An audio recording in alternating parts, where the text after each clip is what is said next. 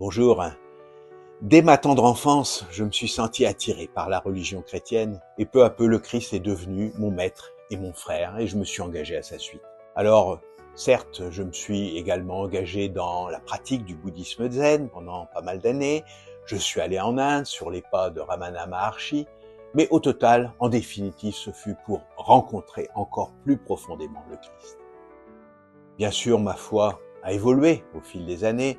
Ce n'est plus guère une croyance en des dogmes, c'est avant tout une conviction profonde, mais encore plus peut-être, de plus en plus, un ressenti, le ressenti d'une présence.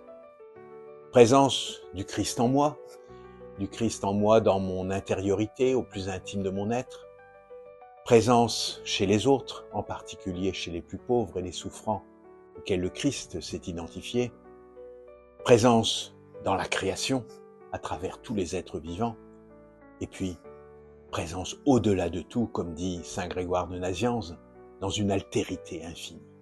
Alors en quoi le christianisme est-il bon pour le monde et pour moi?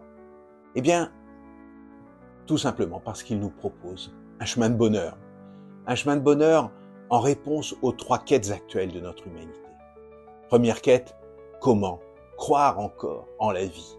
Comment espérer encore alors que nous devons faire face à des défis insurmontables apparemment? Comment, en second lieu, arriver à vivre ensemble alors que nous avons tant de mal à nous comprendre, que nos intérêts sont si divergents?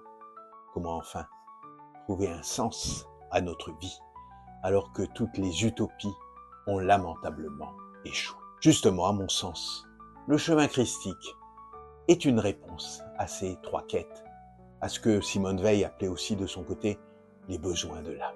Parce que, en effet, le christianisme est une promesse de réalisation de notre humanité pleine et entière, de notre être essentiel, appelé à la ressemblance au divin. Alors non pas dans une quête mystique égocentrique, mais en reliant très fort, en articulant la vie intérieure, l'amour du prochain et de la création, et aussi une lutte non violente pour la fraternité et la justice en ce monde.